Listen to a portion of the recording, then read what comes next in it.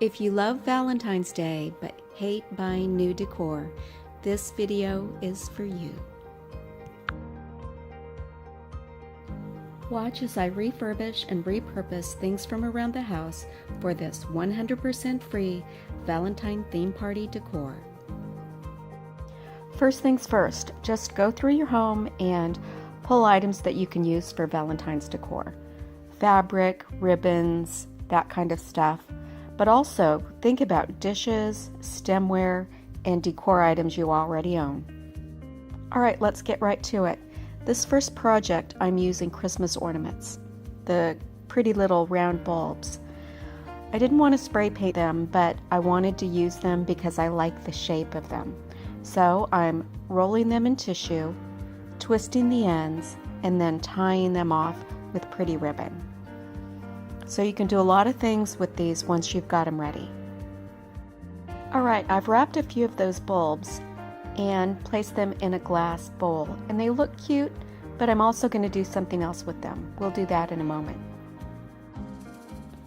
I'd like to repurpose this mini Christmas tree, and I was getting ready to paint it white, but I also like the original color of it, and I know I'm going to use it again next year for Christmas. So I pulled a few white feather boas and wrapped the tree in the feathers, and it looks okay, but I think it's going to look better once I've got all of these pretty little red and pink Valentine ornaments on it.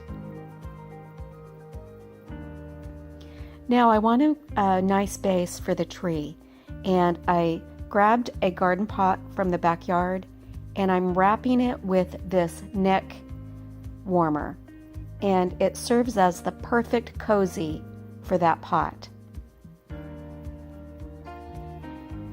Onto another craft.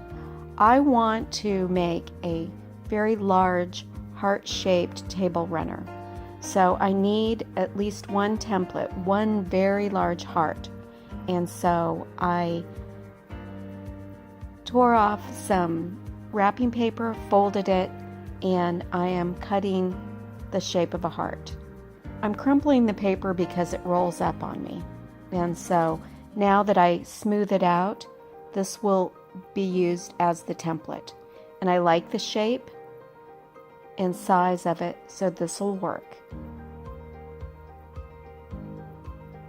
I'm going to cut hearts out of these other patterns, just laying the fabric one on top of the other. I've got 3 layers,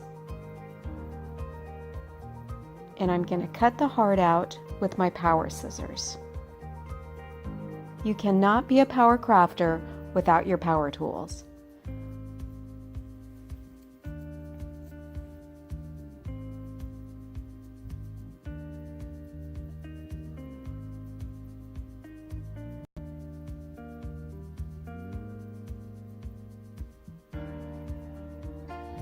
Alright, I like how this is turning out. I'm not going to hem these hearts or do anything fancy with them. I'm just go ahead and clean them up a little bit and then lay them out on the table for kind of a no-sew table runner.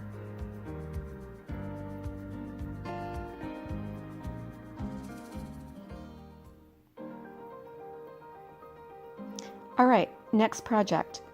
I love decorating bowling pins. So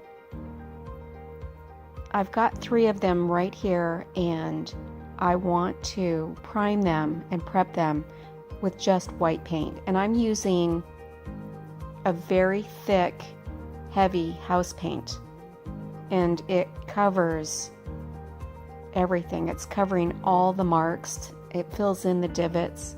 It's really a great brand. If I remember, I'll try to put that brand of paint down below in the description.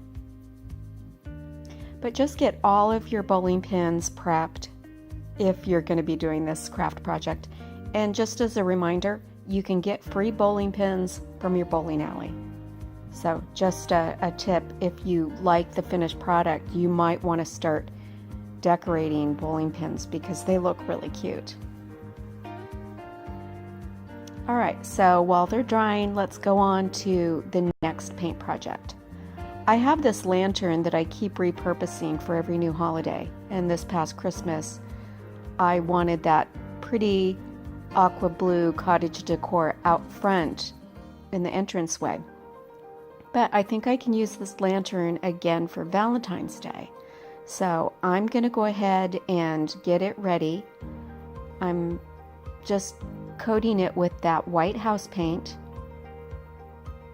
It's a very pretty white. It's bright white, and it's so fresh. Alright, so see how it covers easily? This is what I love about this brand of paint.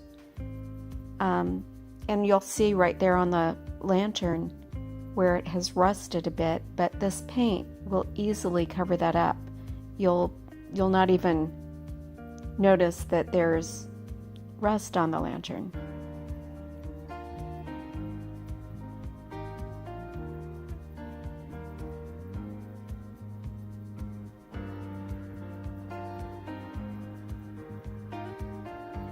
Okay, now I'm going to go get some pink acrylic paint. This is a craft paint that I'm going to use. I just want a very light pale pink on the roof of the lantern and around the base. So while that white is still wet, I'd like to drop in a little bit of this bright pink.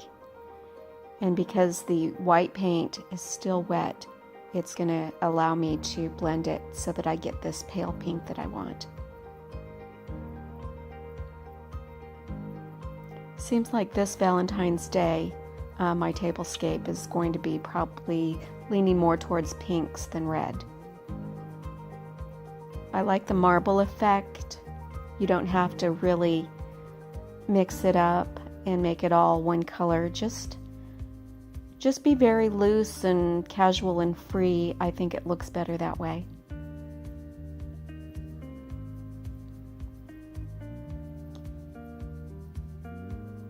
And I want the base to be a little bit darker, and so I'm using quite a bit more paint, and also the white has already dried.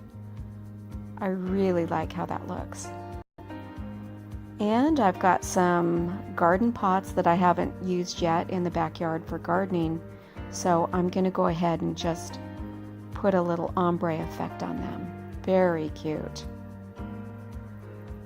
Alright, on to the bowling pins.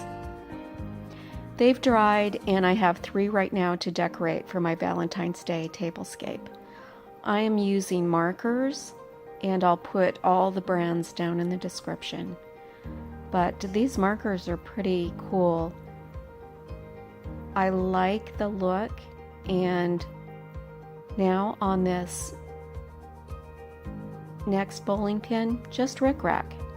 And then the final bowling pin, I'm using glitter. This was not the easiest decor project I've ever done. I hardly ever use glitter, but of course we had to glitter one of these bowling pins, right?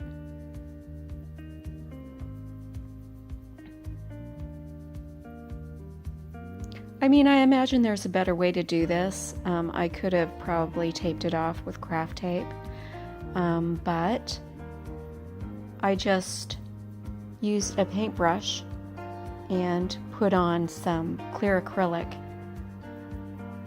Alright, now on to the lanterns.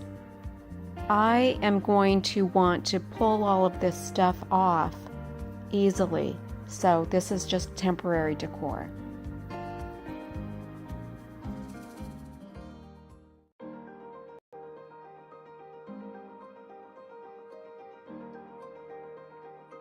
Hey, we're getting there.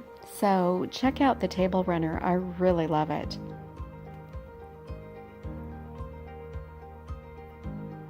Really, really love how the bowling pins turned out. And the pots are cute. That tree turned out nicely. And this is what I did with the Christmas ornaments. Okay, turn them into a banner. And there's one of the lanterns. I mean, this kind of decor could serve well for also a baby shower. So it doesn't necessarily say Valentine's Day, but there's a lot of pinks and some of the blues make me think baby shower. Okay, the star of the show, my bowling pins. Oh, I love them. They're really cute. Come on, tell me how cute they are in comments. All right, so there's more, so stay tuned. I just wanted to give you a better look at the table runner. I didn't sew it together. I just have laid the hearts right on top of each other. Okay, this is very close to what the finished tablescape will probably look like. I added some fabric streamers up there where the banner is. Ooh, love that neck warmer as a pot cozy. Those pretty pots turned out nicely.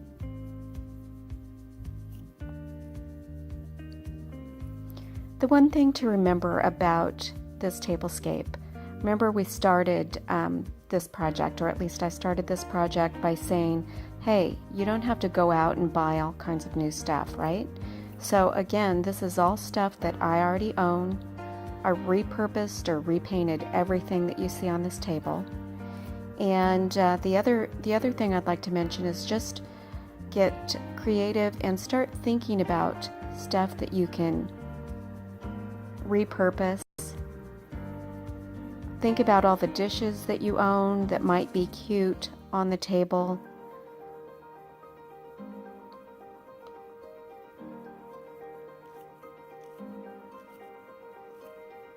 Little favorite bags, those were handmade. I just whipped them out with the sewing machine. And then these items, just anything that you've got that you don't use around your house, remember you can refurbish it and give it away as a parting gift. Or if you're going to play party games, you know, you've got extra stuff, don't go out and buy all kinds of new things to give to your guests. Just remember you already own stuff, and a lot of times people appreciate just a little parting gift. That's a pillow that I sewed a year ago. All right, so here's my free tablescape. The reason that I have so many of these decor items around is that I used to own a boutique, so I'm kind of lucky. I have a lot of stuff on hand already. So thanks for watching, and there's also one more clip. Here's Gigi in slow-mo. She's eyeing her treat. Oh God, she's so beautiful. And she's got her little Valentine party dress on. Stay tuned for this next clip. The reason I'm keeping it in is because I think the audio on it is hilarious. Because you can see the storm is heavy with lots of grain. Hopefully we have that Doppler 7 for you. All right, take my word for it. There's a lot of rain outside. We will have continuing coverage on it throughout the evening. All right, now to this rare sight that's been captured in Maine. It's a giant ice disc that's spinning in a river. It's even been referred to as frozen crop circles. ABC News reporter TJ Holmes has a closer look. We have discovered a UFO in Westbrook, Maine. It's an unidentified floating object, and it's behind me. This thing is all the buzz these days. What you're seeing really, folks, is a big old piece of ice. You have a perfectly formed circle, really, of ice that is fascinating this area. Now, this is a town of about 17,000 that they discovered, if you will, this thing earlier this week, and since then they've been tweeting about it, they've made a promotional video about it, but what you have is they think it's about 100 yards across, and you see it's pretty much a perfectly formed circle. Now, how in the world did this happen?